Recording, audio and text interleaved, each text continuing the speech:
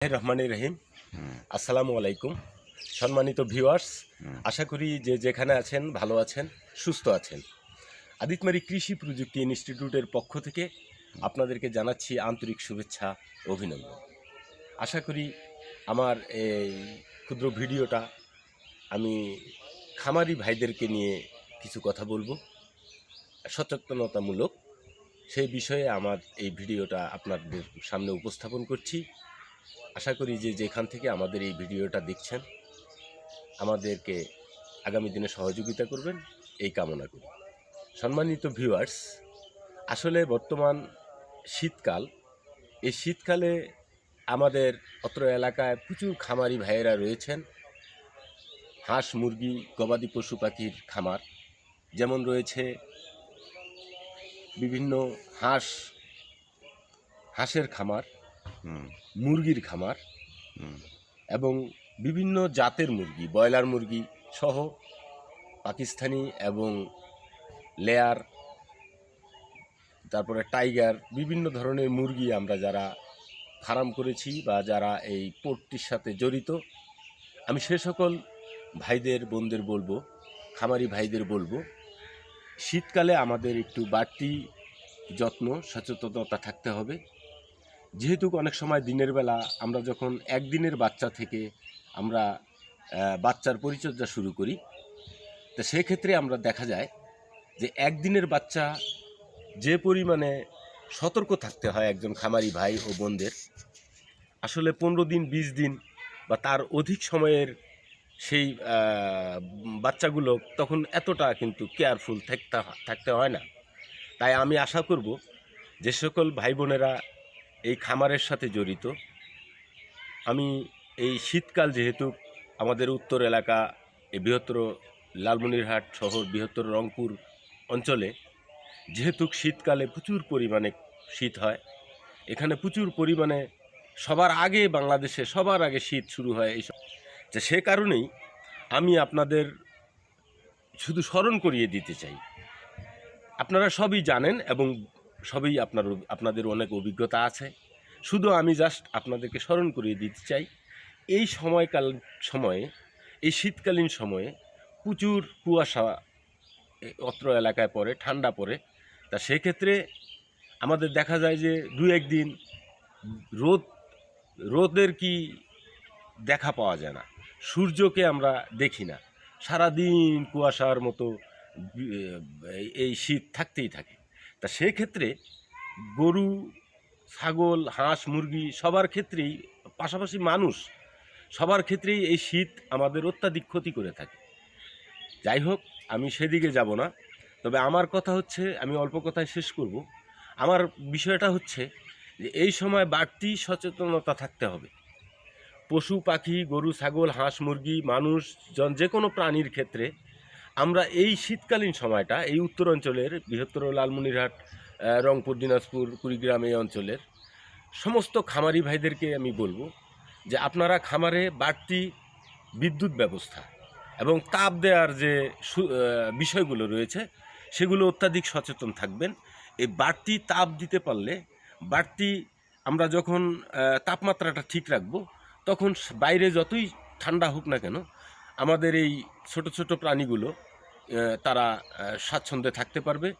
এবং আরেকটা বিষয় সতর্ক থাকতে হবে, যদি কোনো কারণে আমাদের বিদ্যুৎ না থাকে, আপনাদের একদিনের বাচ্চা থেকে 10 দিনের বাচ্চা পর্যন্ত বা তার বেশি সময় পর্যন্ত মুরগির বাচ্চার ক্ষেত্রে বা হাঁসের বাচ্চার ক্ষেত্রে, এই এই এই বাচ্চার ক্ষেত্রে আমাদেরকে যদি কোনো কারণে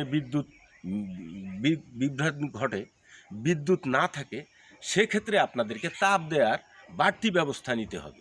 আমরা সেই তাপ ব্যবস্থাটা আমরা জেনারেটরের মাধ্যমে আমরা সেগুলো বেশি বাল্ব ব্যবহার করে আমরা তাপমাত্রা নিয়ন্ত্রণ করতে পারি।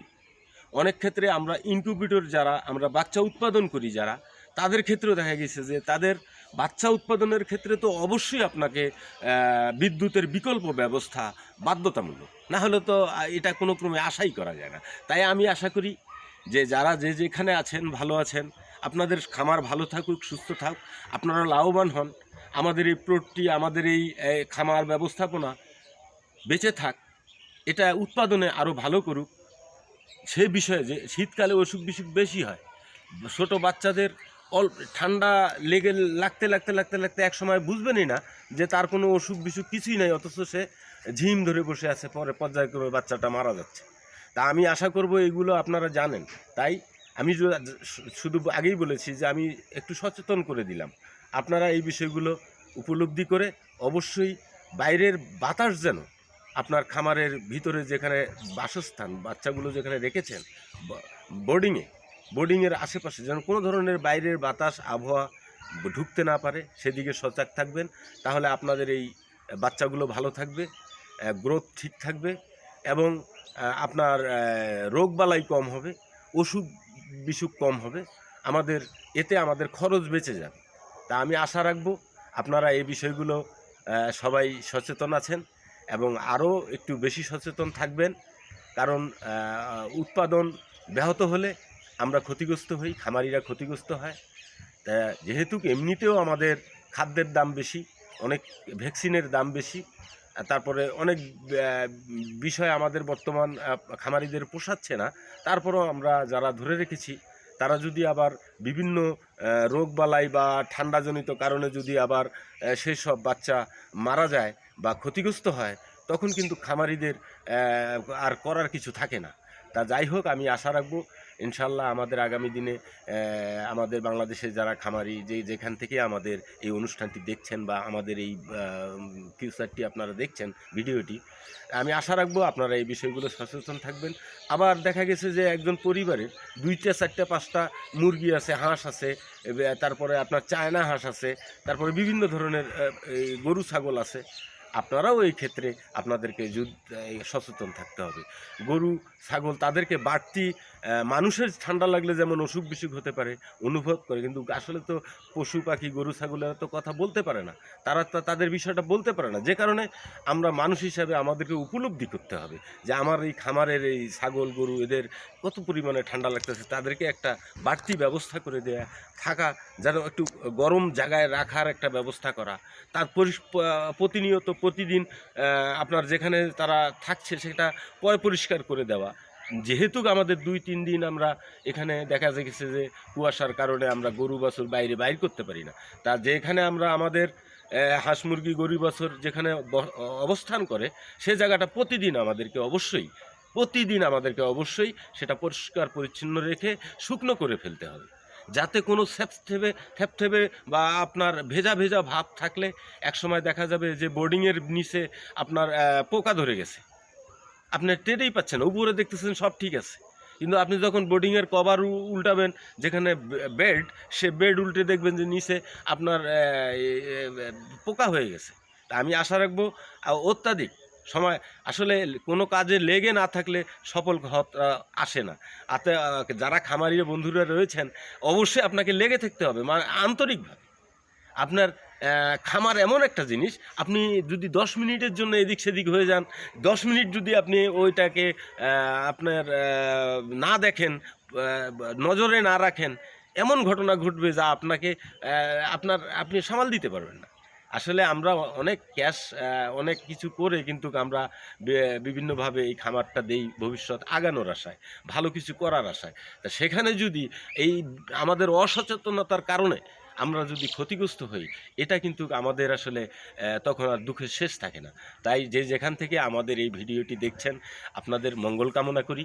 আমাদের এই ক্ষুদ্র পরিসরে কিছু কথা বললাম, আমি মনে হলো আপনাদেরকে একটু সচেতন করার জন্যে, যারা আমাদের ভিডিওটি দেখছেন হয়তো উপকৃত হবেন। সবাই তো আর খামার বা গরু ছাগল উৎপাদনও করেন না বা পোষেনও না, কিন্তু ঘটনা হয়েছে আমরা যদি সচেতন হই তাহলে কিন্তু আমাদের এই বিষয়গুলো আমরা কিন্তু কাটিয়ে উঠতে পারবো, ক্ষয়ক্ষতির পরিমাণ হয়তো কমে যেতে পারে। তা যাই হোক, আমি আপনাদের মঙ্গল কামনা করি। বাংলাদেশ খামার উৎপাদনে এগিয়ে যাক সারা বিশ্বে। এই উৎপাদন যত ভালো হবে আমরা তত অর্থনীতিতে এগিয়ে যাব। কৃষি হচ্ছে আমাদের দেশের প্রাণ, কৃষি আমাদের দেশের অর্থনীতি, কৃষি আমাদের দেশের সব কিছুই। যেহেতু আমরা অন্য সেক্টরে যতটুকু ভালো করতেছি, কিন্তু কৃষকেই দুর্দিন সুদিন প্রতিটি সময় এই কৃষকেই হাল ধরেছে দেশের। আমরা উৎপাদন করেছি, করোনাকালীন সময়েও আমাদের কৃষক বসেছিল না। তারা জীবনের ঝুঁকি নিয়ে উৎপাদন করে আমাদের দেশটাকে আমরা ঠিক রেখেছিলাম। আসুন, খামারিরা বাঁচলে আমরা বাঁচব, কৃষক বাঁচলে আমরা বাঁচব। আজকে যেখান থেকে আমাদের এই ভিডিওটি দেখছেন এবং আমাদের কথাগুলো শুনছেন, আমি সকলকে মোহাম্মদ নজরুল ইসলাম মৃধা, আদিতমারি কৃষি প্রযুক্তি ইনস্টিটিউটের ক্যাম্পাস থেকে আপনাদেরকে অনেক অনেক শুভেচ্ছা ও অভিনন্দন জানাচ্ছি। ভালো থাকবেন, সুস্থ থাকবেন, সবাই সচেতন থাকবেন। ধন্যবাদ সকলকে। আসসালামু আলাইকুম সকল।